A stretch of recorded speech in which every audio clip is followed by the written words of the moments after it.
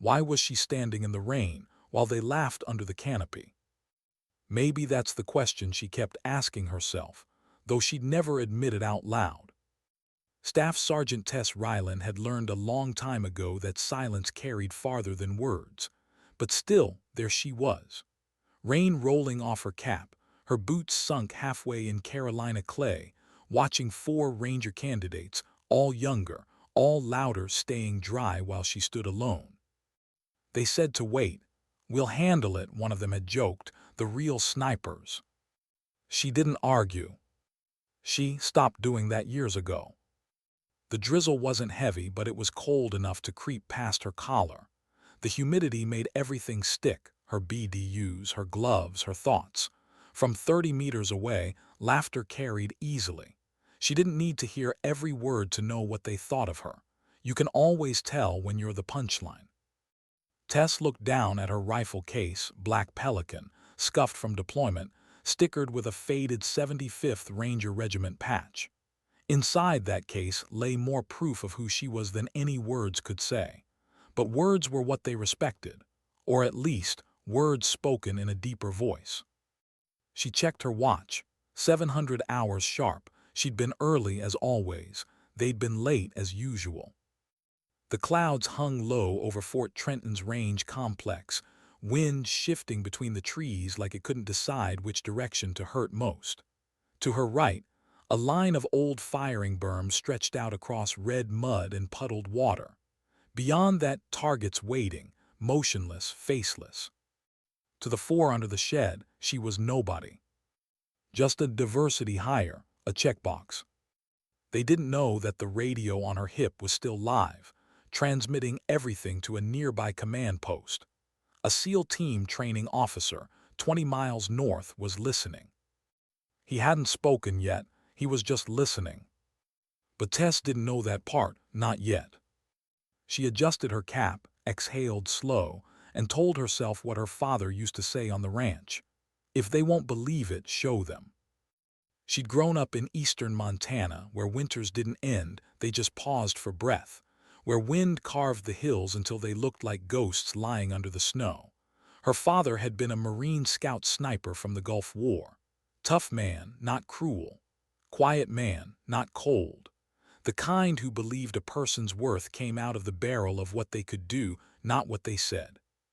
He taught her to shoot when she was 7 because, in that part of the world, help didn't come.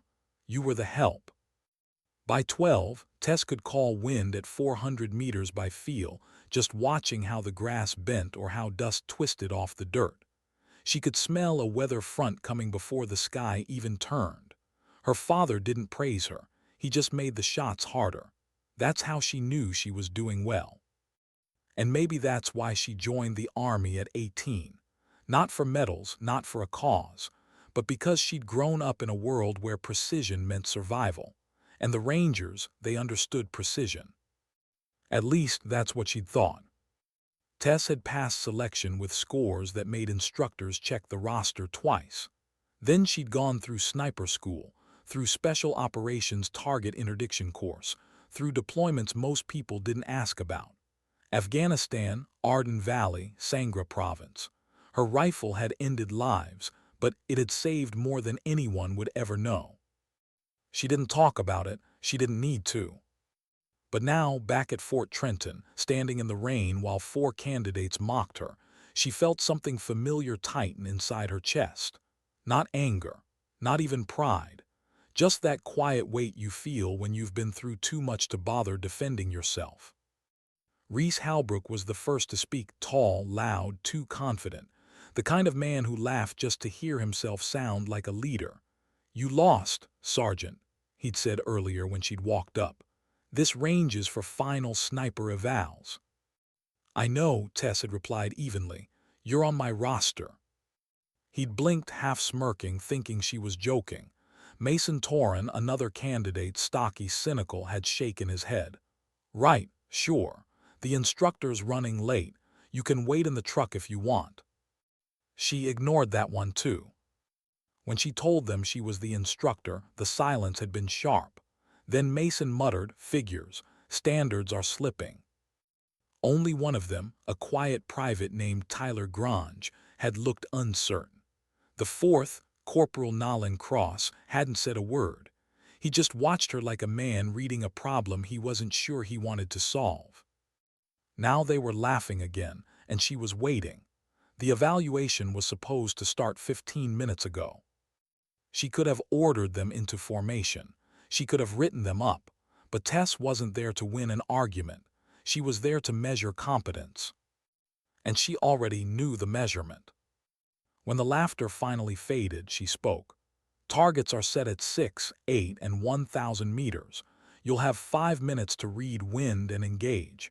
We'll start once you've confirmed positions. Reese cut in halfway. I've been shooting since I was 10, ma'am. I don't need the kindergarten briefing. Mason snorted. You ever shoot at those distances yourself, Staff Sergeant, or just teach theory? Tess didn't even blink. You'll find out soon enough. Nolan raised an eyebrow. We can call range control. Make sure the OIC signed off. She met his gaze. It's signed under my name. Check the log if you need to. Reese grinned.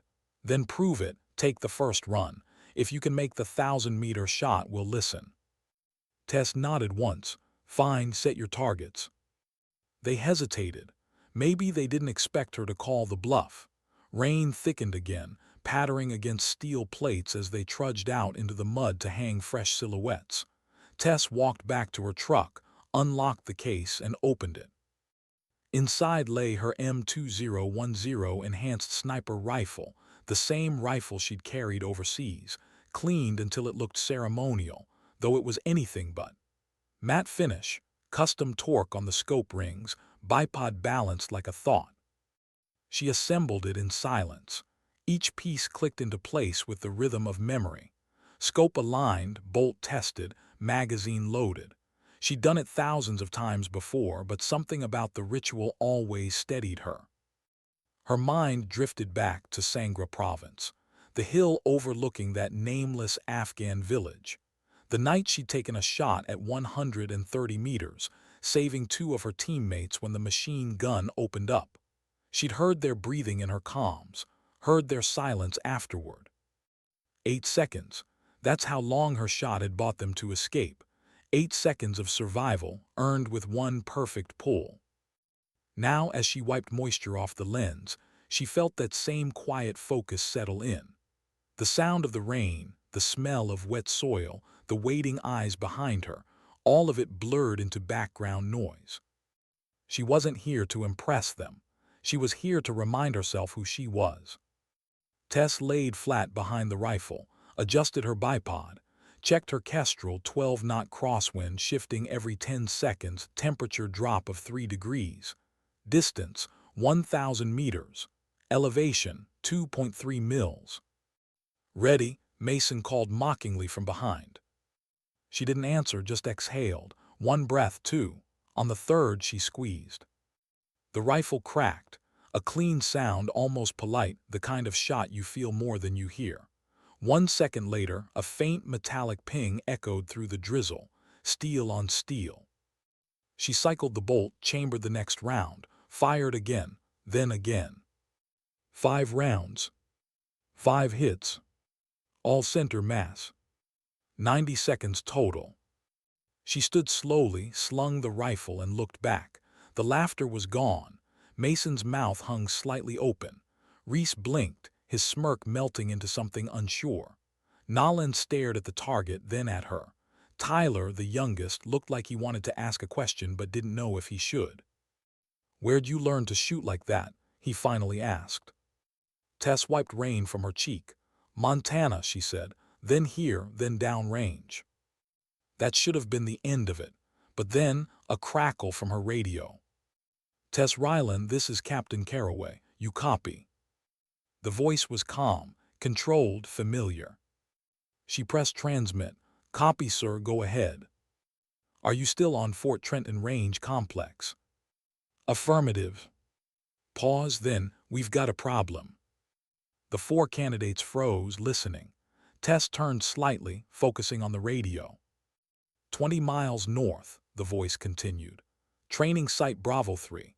Live fire hostage rescue sim turned real. Primary snipers out, injury during insertion. We need someone who can shoot under pressure, extended range. I heard the chatter on the open net. Figured you were available. Her eyes narrowed. Copy that, you want me on site. ETA 90 minutes, you're cleared. I'll patch you through security. Roger. She clipped the mic back on, turned to the candidates. Your qualification, postponed. Range control will reschedule. Mason frowned. You're serious. Tess met his eyes, voice steady. If you've got questions, call the OIC. Tell them why you spent half an hour talking instead of shooting. She packed the rifle, loaded her gear and drove off, tires hissing through puddles, red mud spattering the side mirrors. Behind her, the four stood in silence. Tyler was the first to move, pulling up her name on the base system. It didn't take long. Longest confirmed kill in battalion history. Expert infantry badge. Ranger tab. Commendation from Sangra province. 2 lives saved under fire. Reese said nothing. Mason stared at his boots. Nolan just watched the rain. None of them spoke again for a long while. Up the highway, Tess drove through that same rain, windshield wipers thudding like a metronome for the past repeating itself. She didn't smile, didn't think about vindication. All she thought was, do the job, do it right. The radio hissed again, Captain Caraway's voice returning. Appreciate it, Staff Sergeant. Knew I could count on you. She looked at the horizon, dark clouds breaking somewhere ahead. Copy that, sir. See you on the ridge. And for the first time that morning, she allowed herself a single breath of warmth. Not pride, just purpose. Because sometimes, that's all a soldier needs to keep moving. She didn't know why her hands were steady. Maybe it was habit.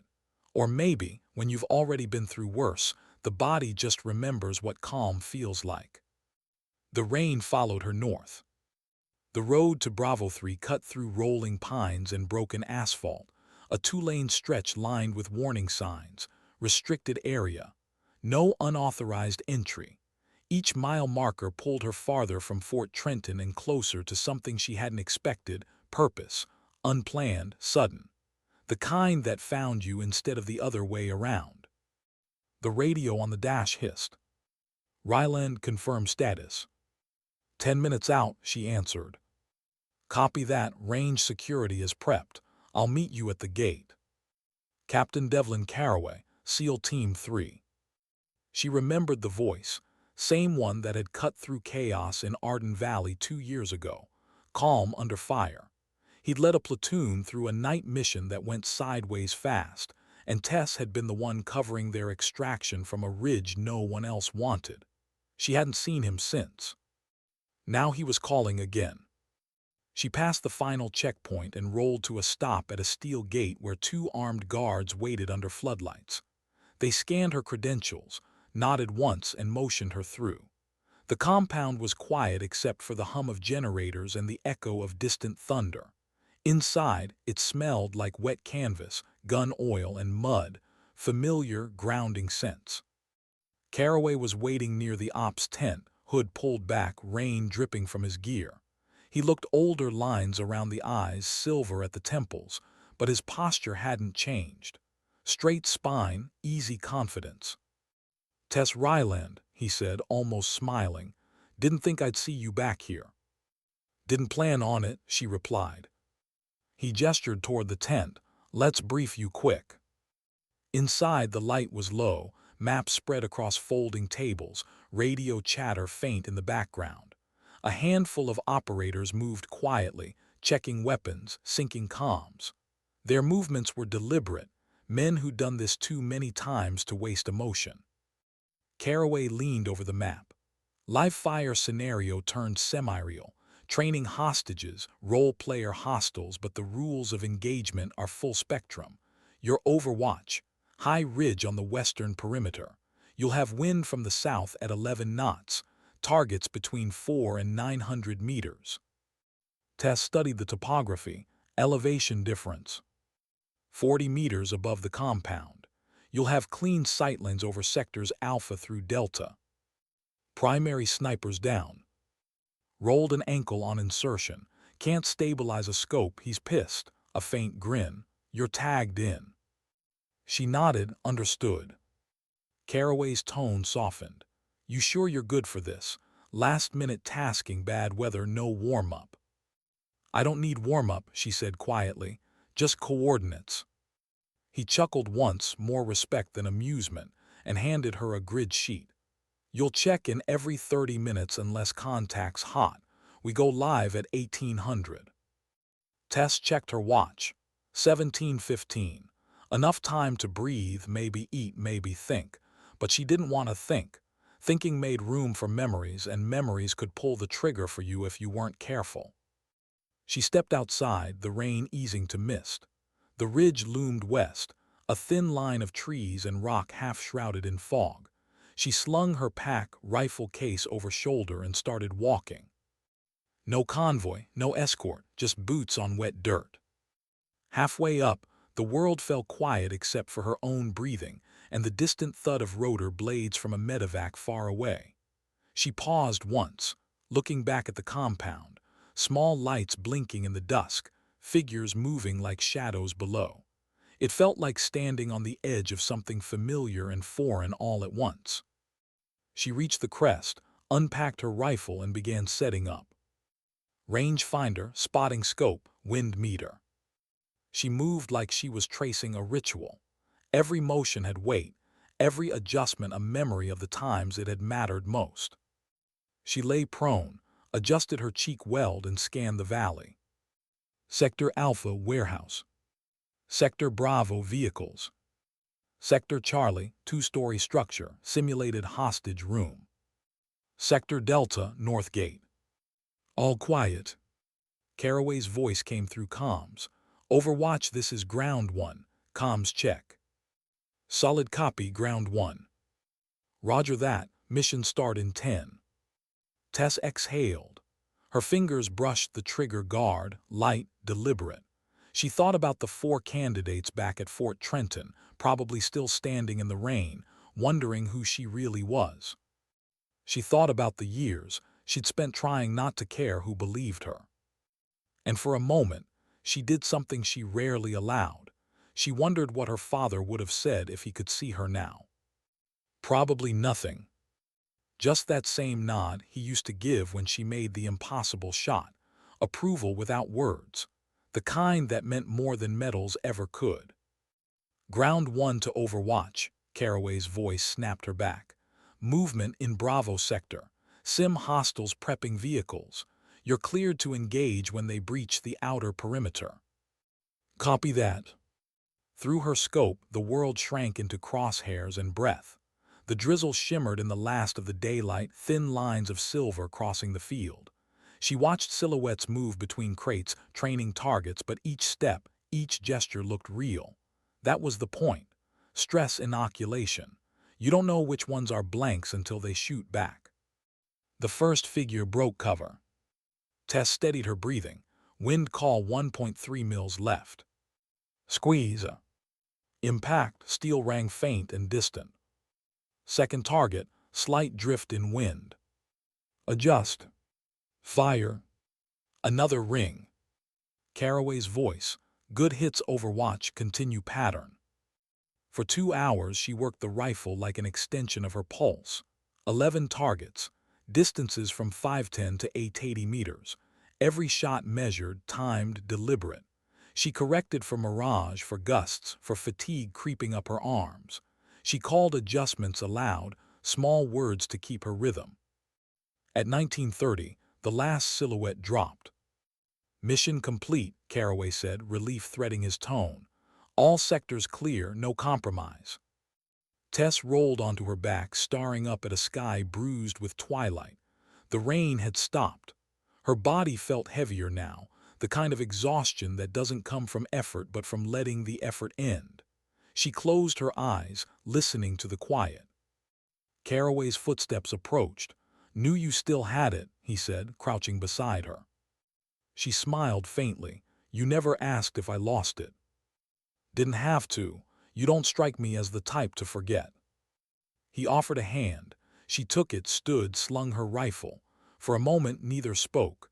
The night air smelled of wet pine and spent brass. "You know," Caraway said, "I heard what those candidates said over the net this morning. Lot of people talk big until it's time to shoot. You didn't even flinch." "I've heard worse," she said simply. "I bet you have." He paused. "You ever think about transferring? We could use instructors like you at Coronado." Tess shook her head. "No, I belong with the regiment. The standard's the same. I just have to remind people of it sometimes." He nodded slowly. "Fair. Then quieter. You did good today, Tess. The team noticed, so did command." She didn't answer. Compliments made her uncomfortable. They always had. Praise felt temporary, like the rain. It came, it passed, it left the ground muddy. "Anyway," he said, stepping back, "you'll have a debrief packet waiting at Trenton. Range Control already logged your time. I'll file the recommendation." "Appreciate it, Captain." "Take care of yourself." She gave a small nod, turned, and started down the ridge. The mud was slick, the light fading fast. Each step felt heavier than it should have. Halfway down, she stopped and looked back at the ridge she just left. That's the strange thing about quiet victories. They don't feel like victories at all. They just feel like another day survived. By the time she reached her truck, the compound was almost dark. Only a few lights burned near the command tent. She loaded her rifle, closed the tailgate, and sat behind the wheel for a moment before starting the engine. The reflection in the windshield caught her off guard.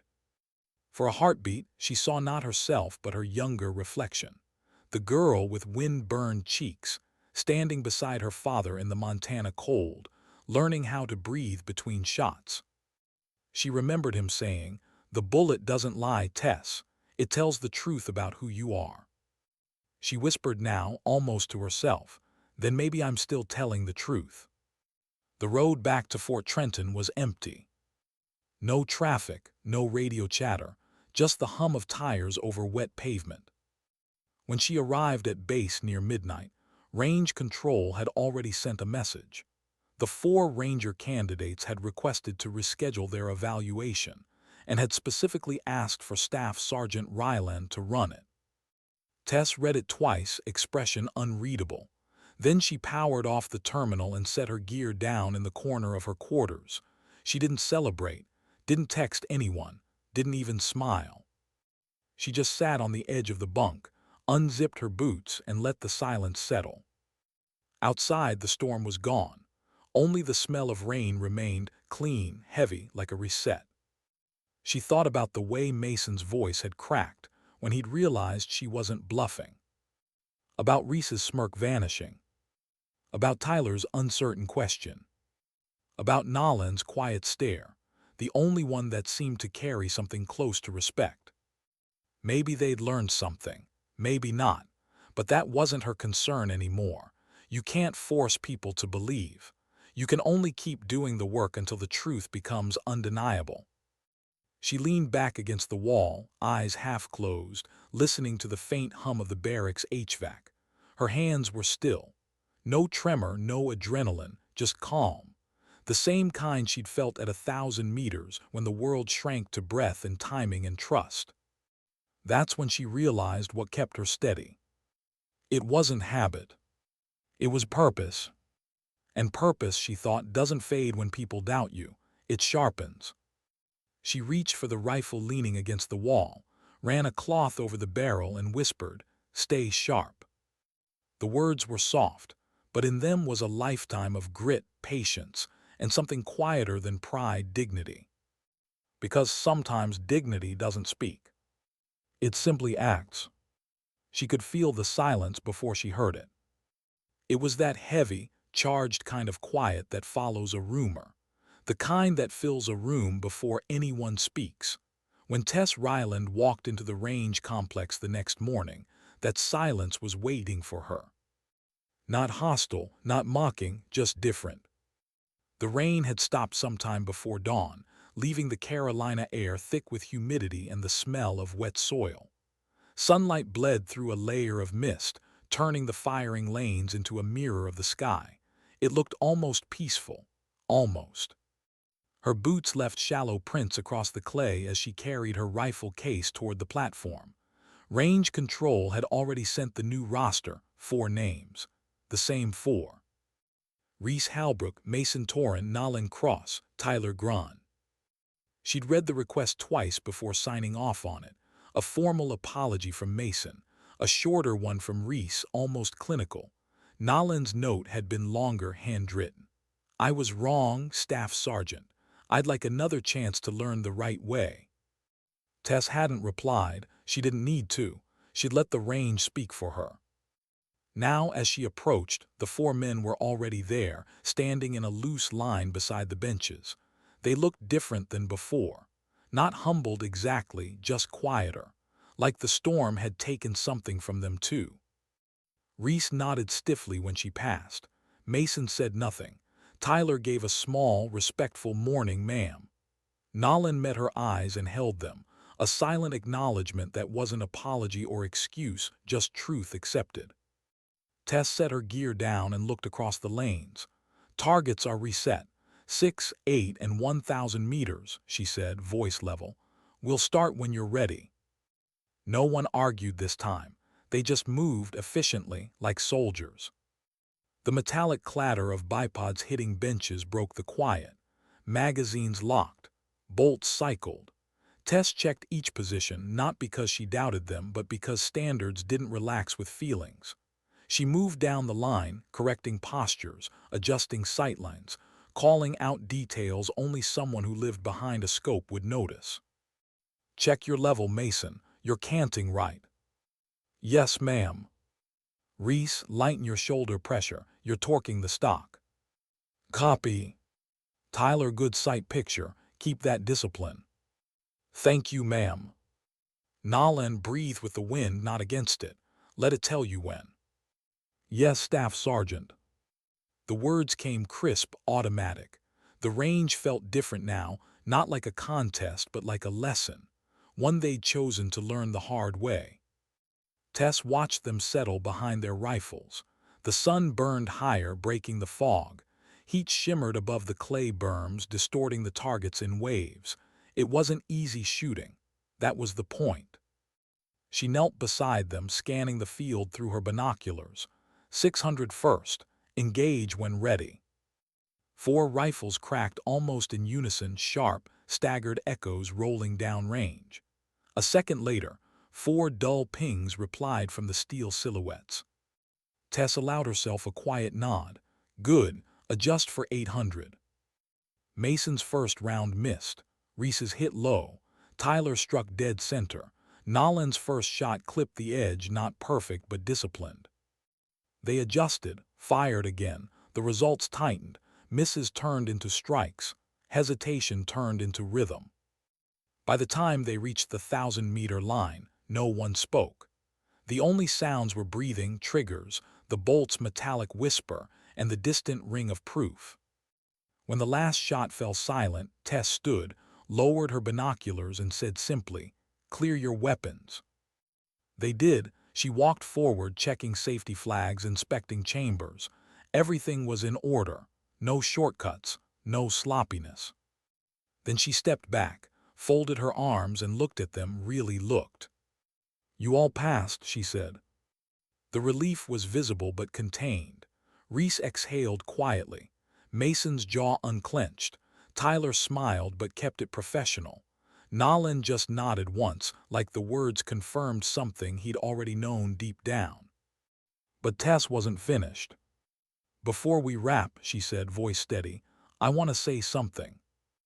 They froze, not from fear but from respect, the kind that had been earned, not demanded. "When I was your age," she began, "I thought competence spoke for itself, that if you were good enough the world would notice. But it doesn't work that way. You'll meet people who underestimate you, question you, dismiss you. Sometimes they'll be wrong. Sometimes they'll just be louder." Her gaze moved from face to face.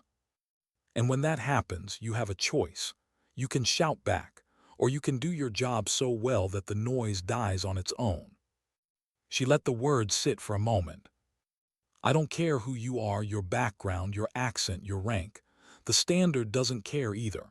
It's fair because it's hard. Remember that. No one answered. They didn't need to. Tess slung her rifle and turned toward the bench. That's all. Range is cold. Good work. But as she started to pack, Nolan stepped forward. Staff Sergeant, he said quietly, can I ask you something? She paused. Go ahead. When you hit that 1,000-meter shot yesterday, were you nervous? Tess studied him. The question wasn't arrogant, it was honest, curious, human. She thought for a long moment before answering. No, she said softly, not because I was sure I'd hit, but because I'd already accepted I might miss. He frowned slightly. I don't follow. When you stop fearing the outcome, she explained, you free your mind to focus on the process. The target isn't the enemy, doubt is. You beat it by breathing through it. Nolan nodded slowly. Mason listened without moving. Reese's expression softened, the defensiveness gone. Tyler looked down at his rifle, maybe realizing he'd just been handed more than shooting advice. Tess zipped her case and straightened. All right, you're dismissed. They saluted. She returned it crisp, clean, unceremonious. They gathered their gear, and for the first time there was no awkwardness. Just respect earned the quiet way. As they left, Tyler hesitated near the truck. Staff Sergeant, he said, that story they told us about you, the one from Sangra, was it real? Tess looked at him for a long second. Yes, she said, and no. He blinked. What do you mean? The details are real, she said, but the story doesn't matter. The team made it home. That's the only part worth remembering. He nodded slowly, understood. She watched them drive off, a thin trail of dust rising behind the truck. When the sound faded, the range was silent again, just her and the whispering wind. For a moment she stood there and let herself breathe. Then she turned toward the far ridgeline, the same ridge where she'd shot for Caraway the night before. From here, it was just a shadow against the horizon, but she could almost hear his voice on the comms again. Calm, certain. You always have a place with us. Maybe she did. Maybe she didn't. But it didn't matter. Purpose didn't live in places, it lived in people. She cleaned the brass from the benches, stacked the targets, logged the session. Routine tasks, small, grounding. And while she worked, a thought came, simple, quiet, heavy. The rain doesn't choose where to fall, it just falls, and you either stand in it or you don't. When she left the range that day, the sky was clear. The air smelled of grass and metal and sunlight on water. She rolled down the window and let the wind hit her face. On the radio, some soft country song played from a local station, something about going home, though home didn't really exist for her anymore. Not in one place. Maybe home was just the distance between where you started and where you stood when you finally stopped apologizing for it. At the gate, the MP waved her through. Afternoon, Staff Sergeant, he said. Heard about your range yesterday. Impressive work. Tess smiled faintly. Just doing my job. He grinned. Still, not everyone comes back leading SEALs. She didn't answer. The words echoed in her head like they belonged to someone else's story. Leading SEALs. Funny how fast reputations travel when you're not chasing them. She parked by the instructor's barracks, shouldered her bag, and walked toward the mess hall. Her reflection flickered in a puddle, not the face of a legend or a hero, just a soldier who kept showing up. Inside, the cafeteria was half empty. A few instructors, a few trainees. She grabbed coffee and sat by the window, watching the afternoon light filter through the trees. That's when the range officer walked in, Captain Miller, mid-40s, the kind of man who spoke in orders even off duty. He spotted her, nodded, and came over. Ryland, he said, heard from Caraway he was impressed. Tess looked up. He's generous. Miller smirked. No, he's honest. Said you ran the cleanest Overwatch he's seen this cycle. You know what that means. She sipped her coffee. More work. He chuckled. Exactly. You'll be tapped for the next interbranch training. Joint Ops late November. I'll send you the brief. Understood, sir. He lingered. And Ryland, good job handling those candidates. Word gets around. You did right by them. She nodded. They did the work. I just made sure they could. When he left, Tess leaned back and stared out the window. Outside, the last puddles were drying under the sun. Everything looked clean again, like the storm had never happened. But she remembered it. Every drop, every doubt, every silence she had to fill with proof. She finished her coffee, stood, and walked out into the light. The world felt quieter now, not because it had changed, but because she no longer needed it to. They called her back sooner than she expected. That was the thing about the military. Silence never lasted long. 3 weeks after the range requalification, Tess Ryland was sitting alone in the armory, breaking down her rifle for routine maintenance, when the phone rang. The voice on the other end was brief, formal, and without room for questions. Staff Sergeant Ryland, report to operations in 30 minutes. Bring your field gear. She didn't ask why, she just said, Roger that. The motor pool was still damp from morning rain when she stepped out, duffel slung over her shoulder. The same Carolina humidity hung thick in the air, and for a moment she wondered if the weather followed her, or if she just found herself in storms more often than not. Inside operations, Captain Miller was waiting. He stood behind a table covered in maps, satellite overlays, and a tablet displaying an encrypted transmission. When he looked up, his tone was business, but his eyes gave away something heavier. Ryland, he said, you're being seconded to Joint Task Force Helios. Temporary assignment starting now. She frowned slightly. Mission details. Classified, Miller replied.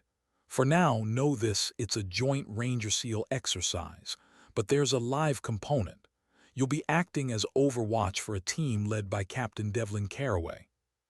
Tessa's expression didn't change, but she felt the faint tightening behind her ribs.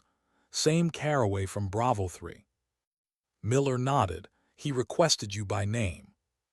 That said everything. She didn't ask what the live component meant. When a SEAL team called something live, it rarely meant blanks. It meant the kind of exercise that blurred the line between training and deployment. Miller slid a packet across the table. You'll deploy in 48 hours. Airlift to Virginia Beach, then forward to a classified island site. Small footprint. You'll be the only Ranger in the team. That clear? Yes, sir. He hesitated. Ryland, this isn't just about marksmanship. They want leadership presence. A mentor figure, someone who doesn't break under pressure.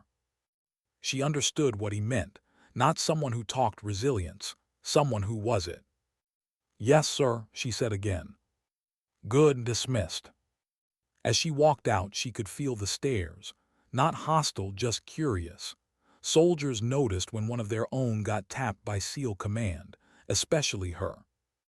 Back in her quarters, she started packing. Clean uniforms, boots, cleaning kit, M2010 disassembled, oiled. She laid everything out with the same care she gave her shots, deliberate, precise, measured.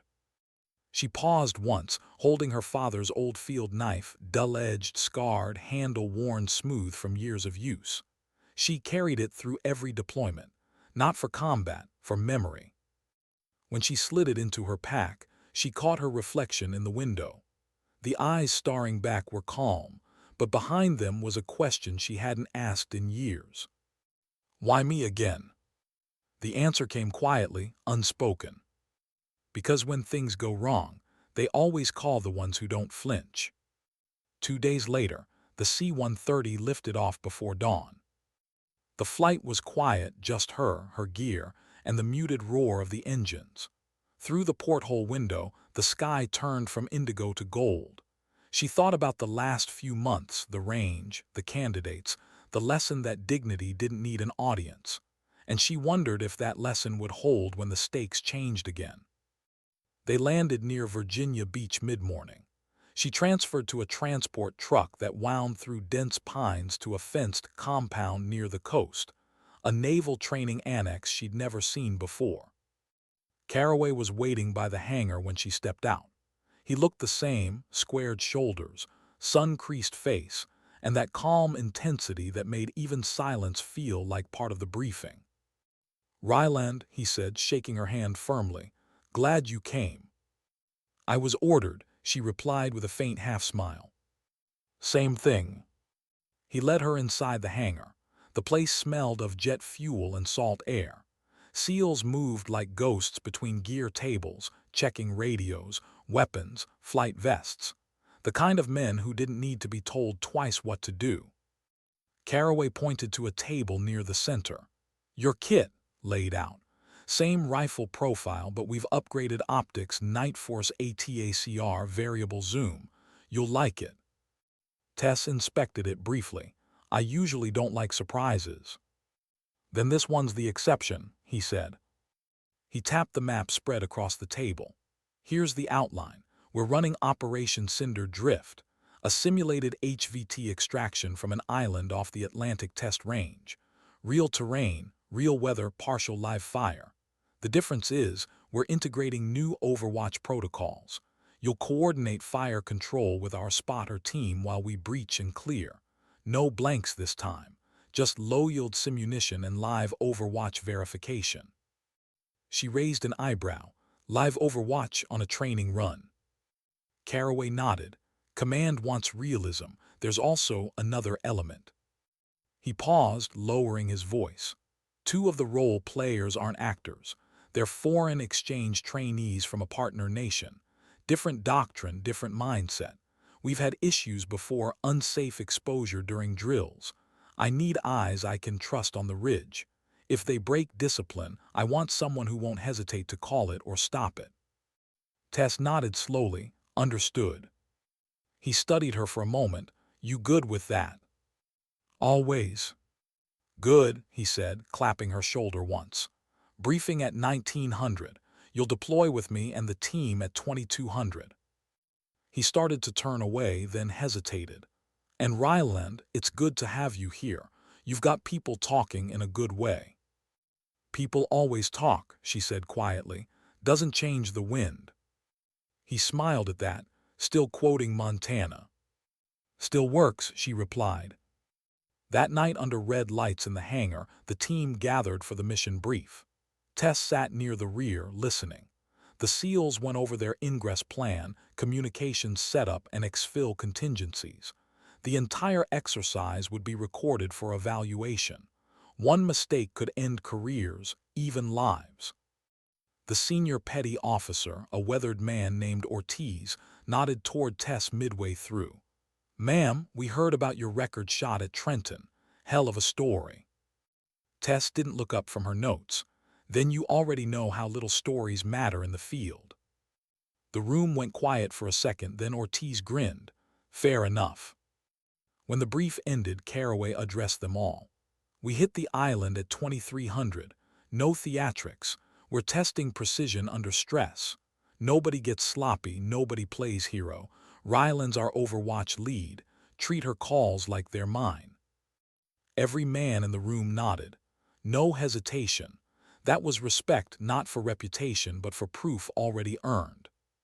An hour later, they were airborne. The helicopter cut through low clouds, the ocean below black and endless. Tess sat near the open door, wind tearing through her headset. She checked her rifle one last time, chamber clear, optic clean, turret zeroed. The rotor wash carried the smell of salt and oil. Caraway leaned forward from across the bay. "You ever think about quitting?"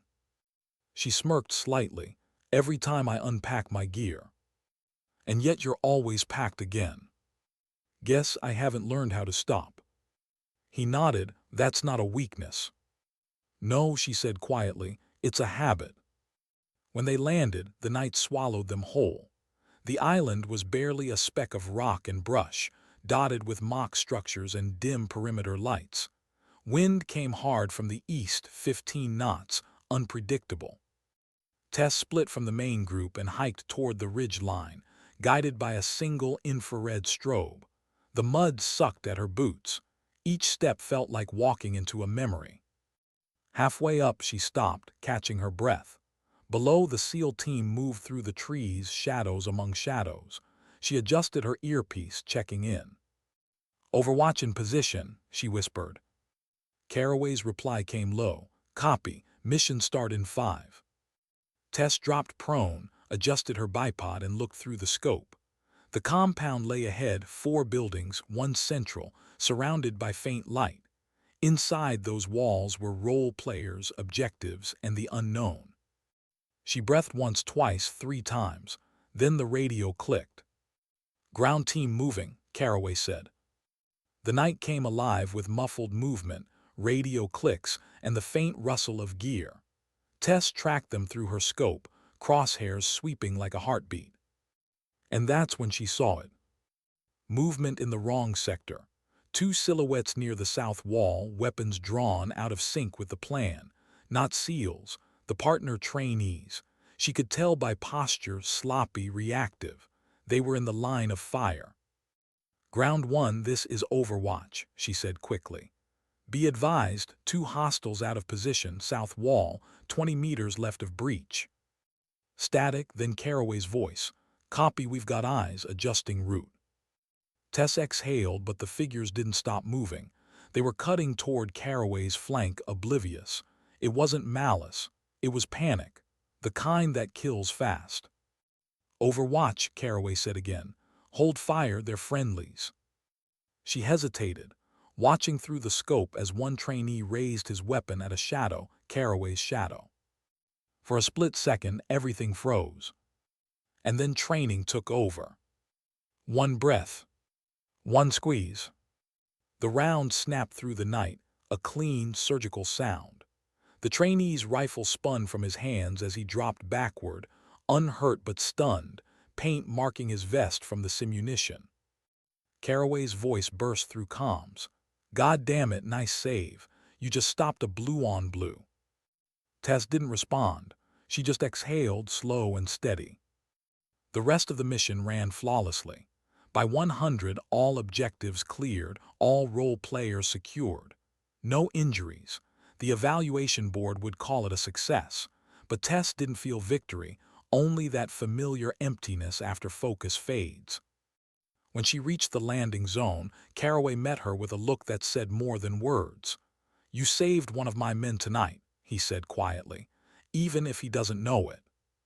Tess looked past him toward the dark ocean. "Just doing my job, Captain." He nodded. "You always say that, but one day you'll realize that's not all you're doing." She didn't answer. The helicopter engines roared to life, drowning out whatever might have come next. As they lifted off, Tess looked down at the island, small, lonely, swallowed by waves. Another mission, another storm weathered. And somewhere inside her, something whispered, "Maybe storms don't follow you. Maybe you just never leave them behind." They called it an after-action review. That was the polite way of saying investigation. 3 days after Operation Cinder Drift, Tess sat in a gray briefing room with a paper cup of coffee that had long gone cold. The fluorescent lights buzzed faintly overhead, casting everything in the same washed-out color as the walls. The room smelled of antiseptic, old carpet, and something metallic, like nerves left in the air too long. Outside, the wind dragged against the windows. It sounded like rain trying to come back. Across the table sat 2 officers from Joint Command Evaluation, a Navy commander and an Army major. Neither looked particularly angry, just tired, the bureaucratic kind of tired that came from dissecting decisions made in seconds by people who'd had no time to think. The commander spoke first. "Staff Sergeant Ryland, your actions during the live fire segment prevented what could have been a catastrophic friendly fire incident." Tess didn't respond. Praise always came first. The questions followed. The major leaned forward. "But there's concern about your split-second choice to engage without confirmation. Captain Caraway states you fired before full verification of identity." Tess met his gaze evenly. Sir, I had positive visual confirmation of a raised weapon in proximity to friendly movement. The trajectory risk was within a 3-degree margin. A second longer and I'd have been writing his eulogy. The commander nodded slowly. Understood, but procedures. With respect, Tess interrupted quietly, procedure doesn't breathe for you when your team does something unpredictable. You make the call, or you bury someone who trusted you. The words hung there, too sharp, too honest. The commander exhaled through his nose. No one's burying anyone, Staff Sergeant. You made the right call. Command agrees. We're closing this as a no-fault action. She nodded once. Copy, sir. However, he added, there'll be a review of the exercise protocols. The partner trainees are being repatriated. There's political heat on this. You may be asked for a statement. Tess's jaw tightened. I'll give facts, nothing else. The major scribbled a note. That's all we need. When they dismissed her, she didn't feel relief. Just that quiet drain that comes when adrenaline finally leaves the body days too late. Outside, the air was bright and cold. She walked past the hangar toward the motor pool, her boots crunching gravel. The world looked the same, but it felt heavier. Every time something went right, it seemed to cost a little more of her peace. Caraway was waiting near the trucks. He held 2 coffees and that half grin that always looked like it was trying to hide concern. He handed her one. You didn't get torn apart. That's a win. She took it. It's a formality. He studied her for a beat. You believe that? I believe what I saw through the scope. That's enough. He nodded slowly. You know, some people call that instinct. Others call it guilt management. She raised an eyebrow. And what do you call it, Captain? Experience, he said simply, and the price of it. They stood there a moment, the wind rolling in from the sea. Behind them, mechanics shouted over tools and the thump of a rotor test echoed across the airfield. The world kept moving, even when part of you stayed behind. Command wants me to write a statement, Tess said finally. They'll want emotion, justification. I don't have either. Caraway smirked. Then give them truth. They can translate it however they want. She looked at him, really looked, and for the first time she saw the same weight she carried sitting behind his calm. Leadership wasn't courage. It was endurance. A quiet grind of responsibility no one applauded. He took a sip of coffee, eyes still on the horizon. You ever think about Sangra? He asked suddenly. Her stomach tightened. Why?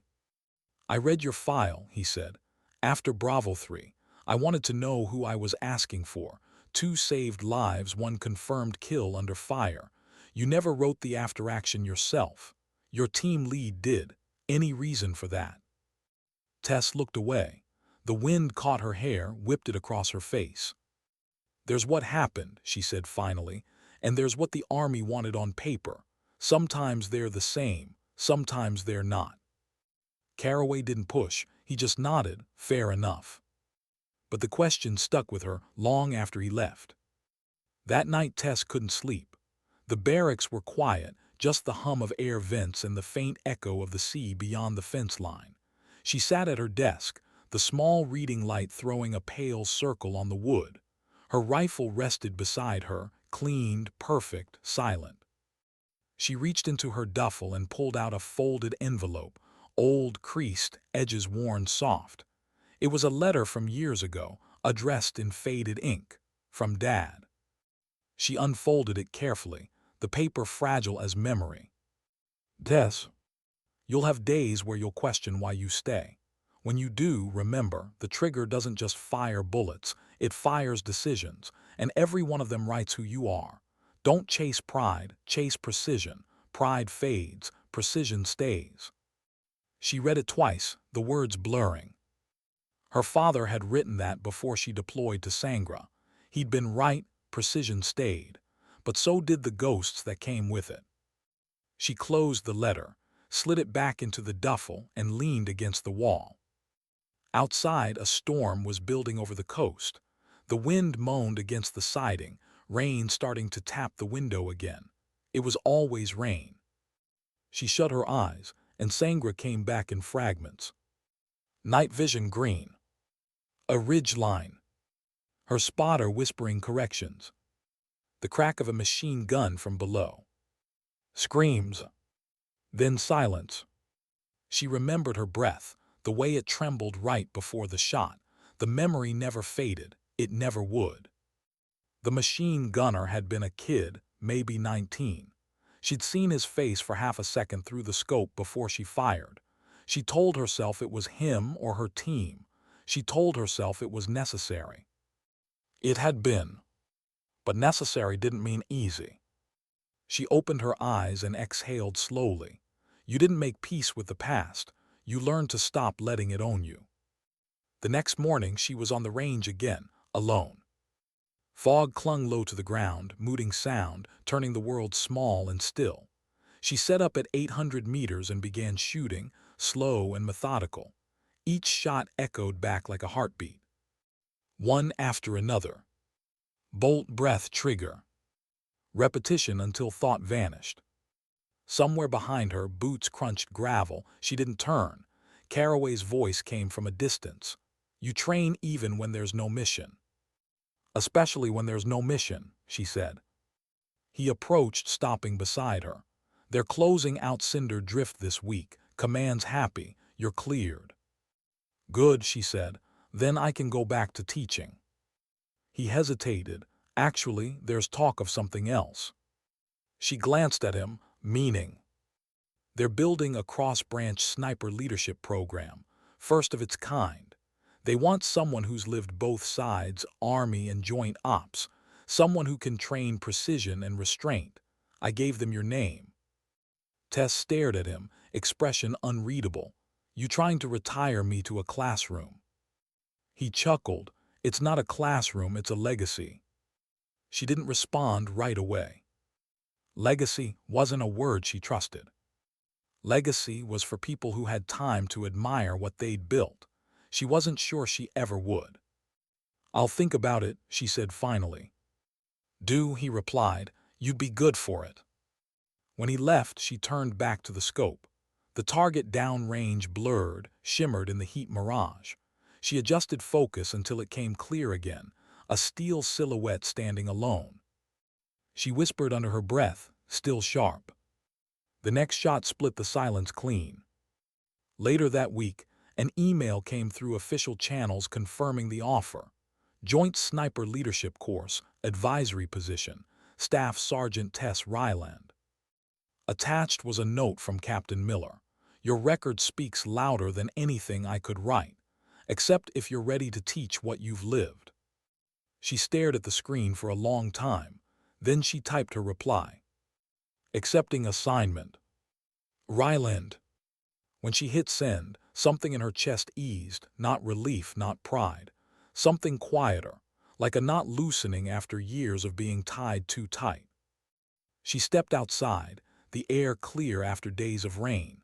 Sunlight touched the wet ground, turning every puddle into a mirror. She stood there for a moment, watching the reflection shimmer under her boots.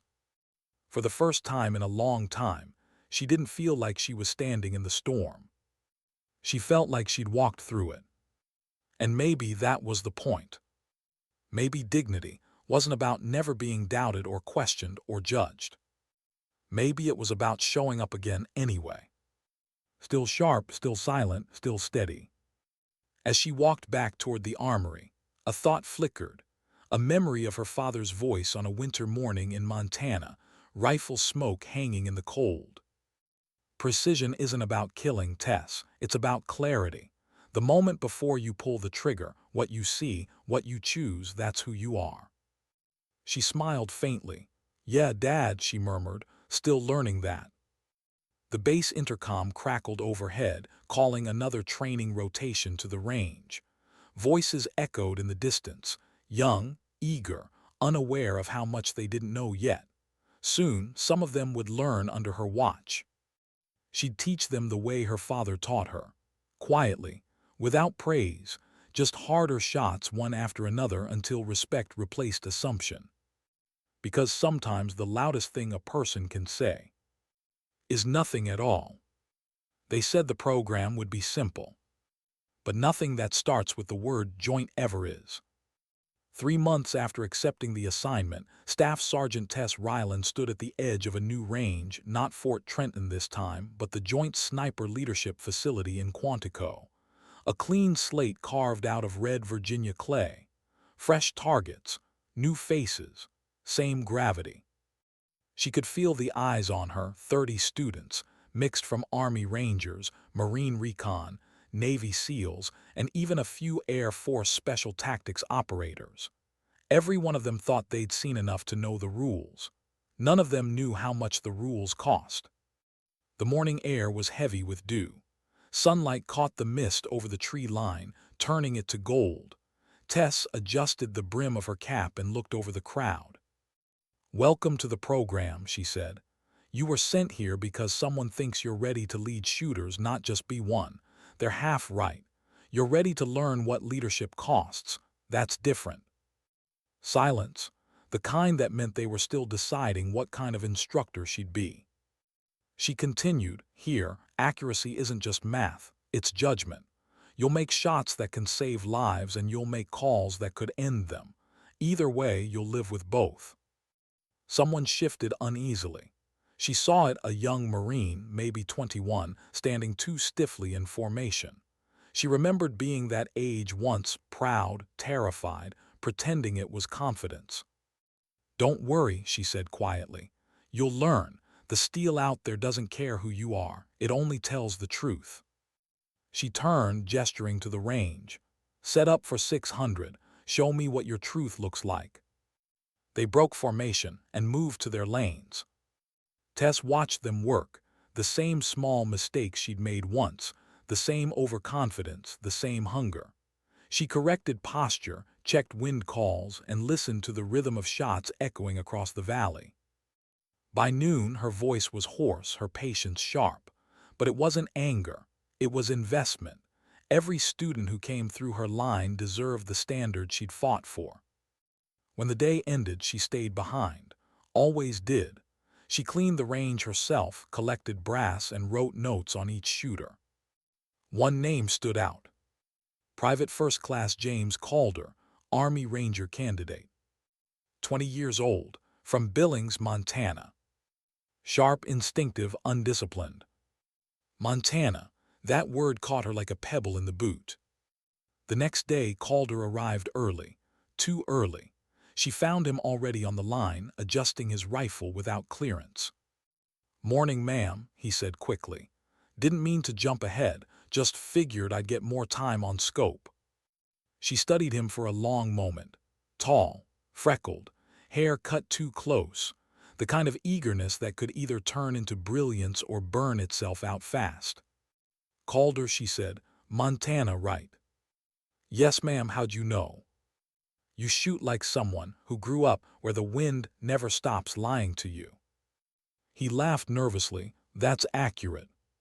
She stepped closer, crouched beside him. "You're good, but you're rushing. Stop forcing the shot. The rifle's not your competition, it's your partner." He looked at her, puzzled. "Partner?" "Yeah," she said. "You don't fight the wind, you read it. You don't conquer distance, you respect it. Every shot's a conversation. You talk too loud and it stops listening." He nodded slowly, absorbing the words. Then he looked back through the scope, adjusted, and fired. The steel plate at 700 meters rang clean. Tess allowed herself a small smile. Better. From that day on, Calder stayed late. He listened more than he talked, and slowly the arrogance gave way to awareness. Over the next few weeks, Tess watched him grow. She saw flashes of who she'd been once: stubborn, restless, wanting to prove something without knowing what. She didn't say it aloud, but she started to think of him as hers, not in any sentimental way. In the way a teacher sometimes sees the next version of themselves forming in front of them and wants to make sure it survives. Sometimes, after hours, he'd ask questions no manual covered. "What was your first shot under fire like?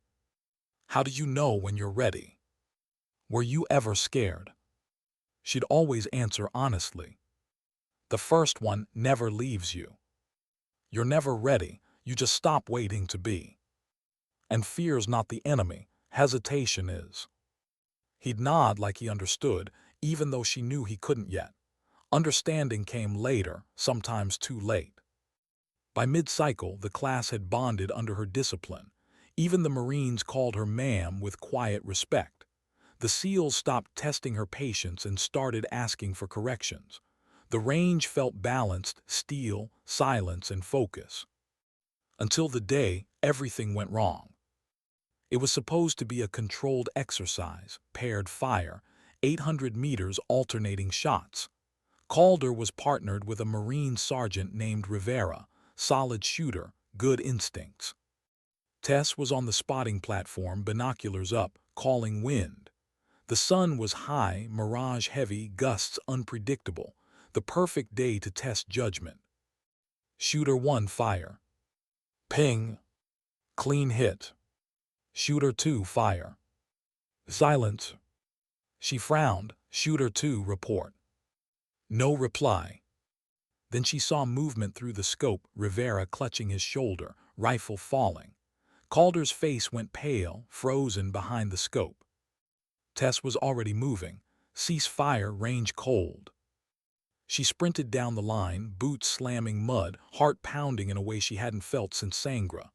Rivera sat back, blood dark against his sleeve. Not lethal, but bad. The medics rushed in, stabilizing the wound. Calder stood there shaking, rifle still half raised, disbelief in his eyes.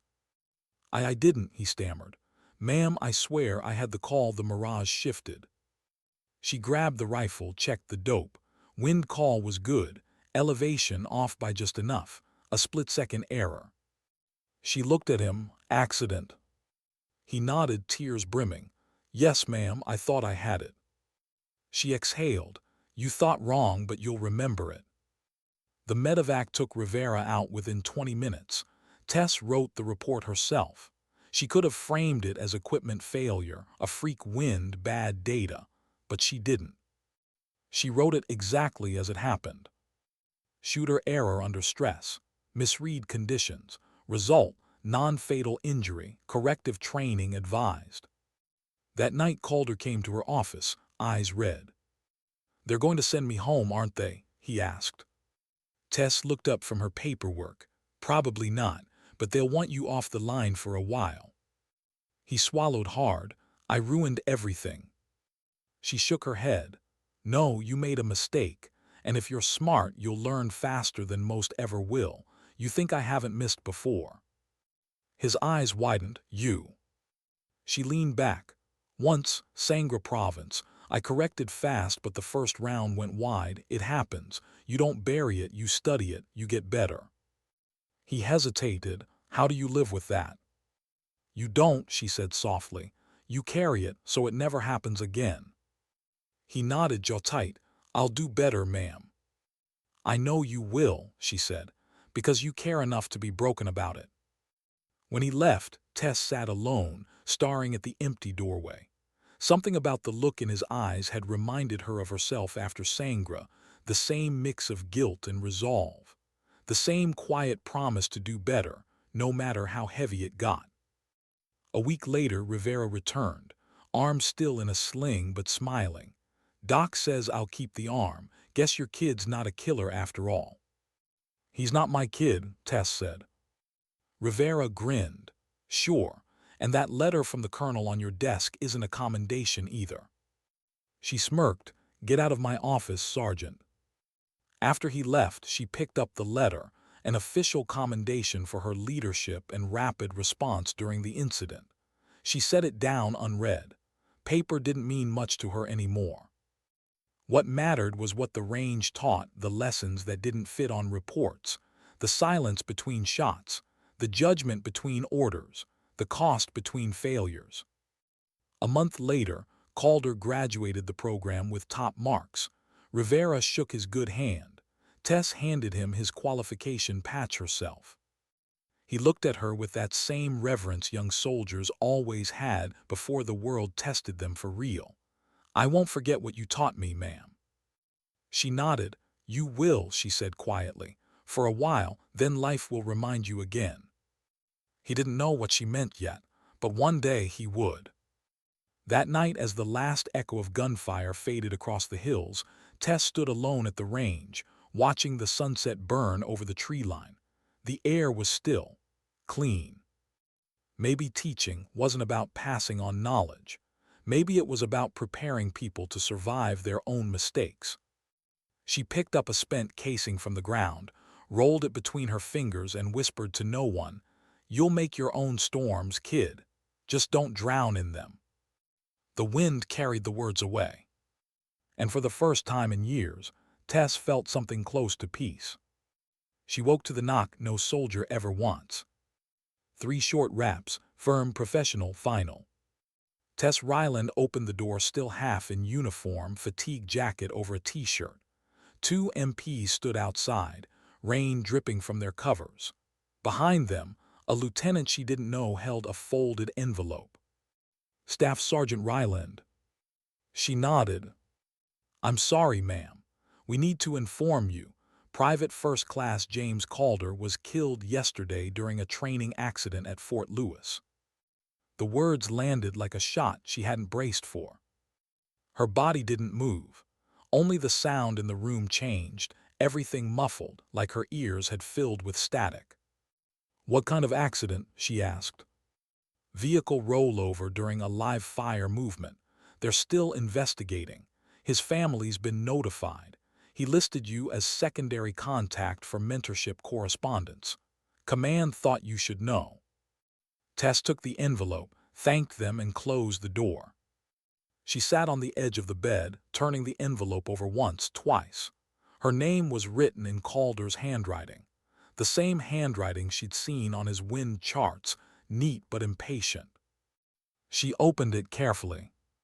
"Ma'am, heading out west for the next rotation. I keep hearing your voice when I shoot. Stop fighting the rifle. Trying to listen. I'll write again once we settle in.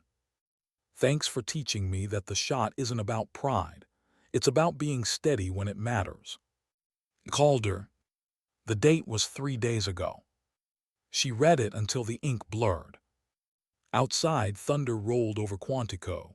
The storm came fast, the kind that didn't ask permission. By afternoon, she was driving. She didn't remember packing or signing out a vehicle.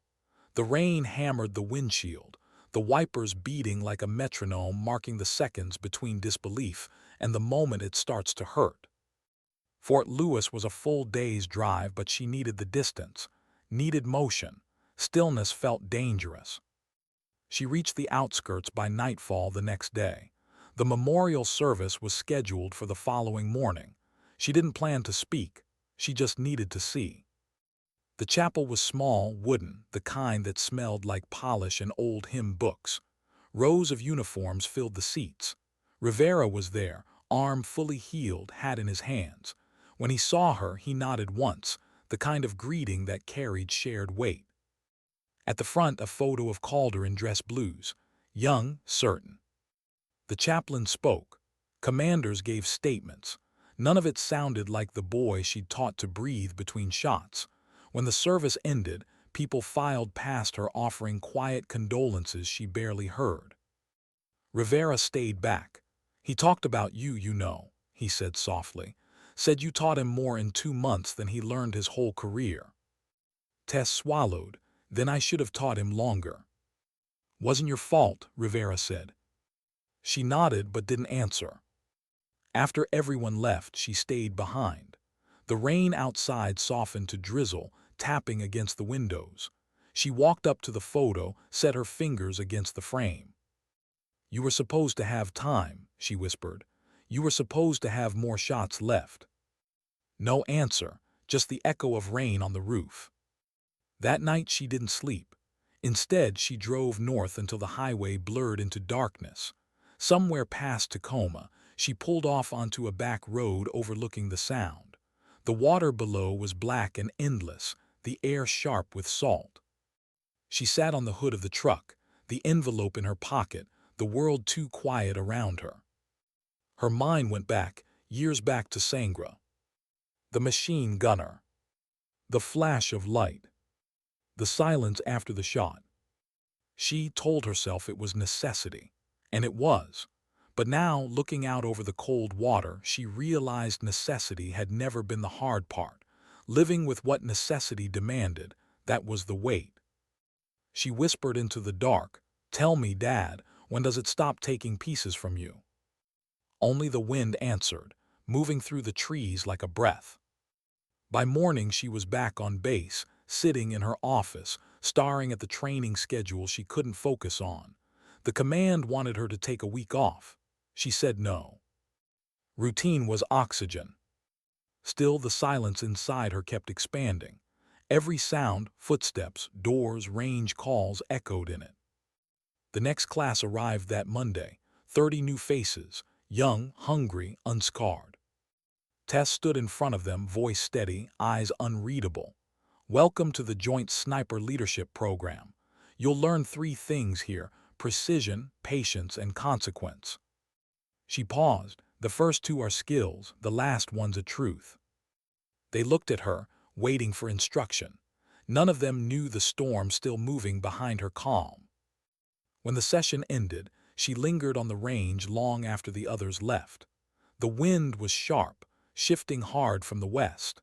Targets blurred in the shimmer of heat rising off wet ground. She loaded 1 round, just one. 800 meters.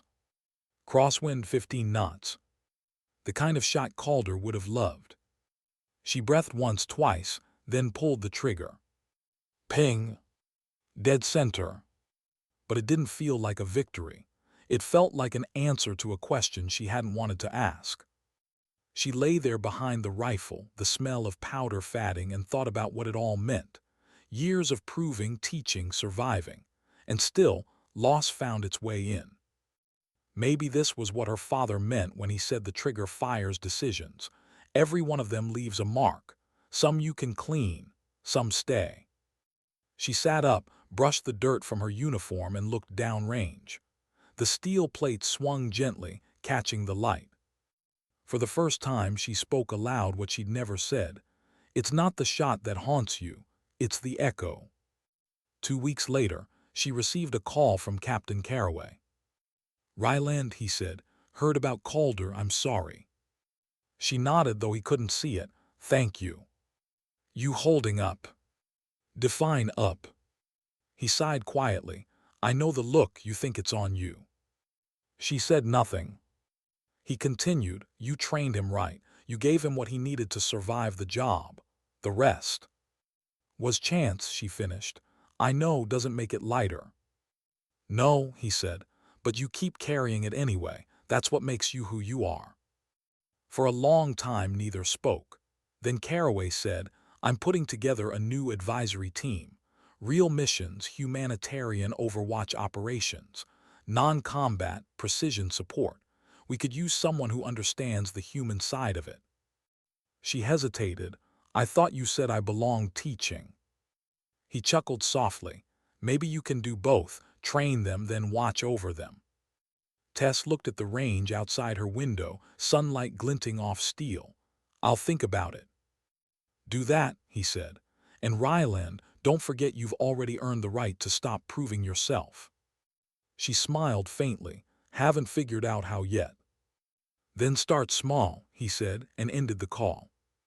That evening, she drove out past the base perimeter to the far ridge, the same place she'd practiced her own breathing when everything felt heavy.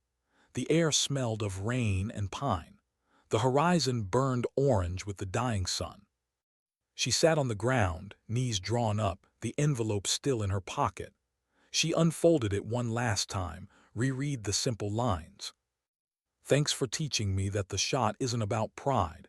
It's about being steady when it matters." She whispered, "You were steady, kid. You just ran out of time." She folded the letter again, set it down on the dirt beside her, and placed a single spent casing on top, brass against paper. For a while she stayed there, watching the light fade, feeling the quiet settle deep.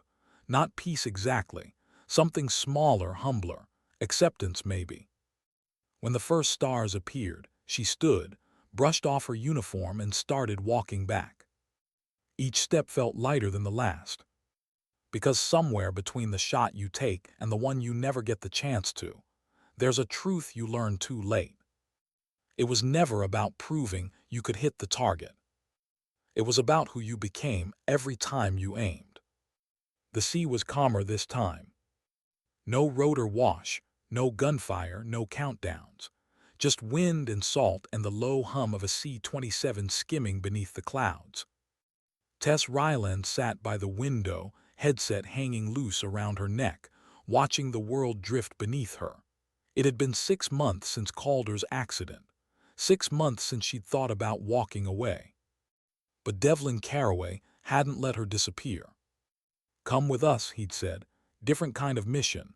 No shots fired unless it's to save one." Now she was en route to the Horn of Africa, part of a joint Overwatch detachment embedded with humanitarian convoys operating in an unstable border zone. The work was new, unofficial, somewhere between peacekeeping and protection. The rifles carried live rounds, but their purpose was restraint. She liked that word, restraint. It meant control, it meant choice. The aircraft banked over a coastline of dust and blue. Below, a convoy of 6 armored trucks crawled along a dirt road toward a refugee camp where aid workers had been threatened by local militias. Tess's job was simple: overwatch from high ground, provide cover if the world turned ugly, and make sure no one pulled a trigger who didn't have to. Carraway leaned across the aisle. "You look like you're thinking too loud." "Always do," she said. He smiled. "Different field, same weather." She nodded toward the horizon. "Storm out there somewhere. There always is." They landed at a makeshift strip outside a burned-out airfield. The heat hit like a wall, thick, heavy, carrying the smell of dust and diesel. Tess stepped off first, scanning the ridge lines automatically, habit taking over. The convoy commander, a young Marine captain named Ellis, briefed them quickly. "Aid compounds 5 kilometers north. Locals are jumpy, but intel says the militias moved east. We'll set overwatch here and here." He pointed to 2 high points on the map. "Ryland, you and Sergeant Ortiz take the northern ridge. Carraway and I'll run comms." "Copy," Tess said. By dusk, she was in position. The ridge overlooked a stretch of cracked earth that shimmered with heat by day and cooled to silver under the moon. Down below, floodlights glowed over tents where families queued for food and water. Children's laughter drifted faintly through the static of the radio.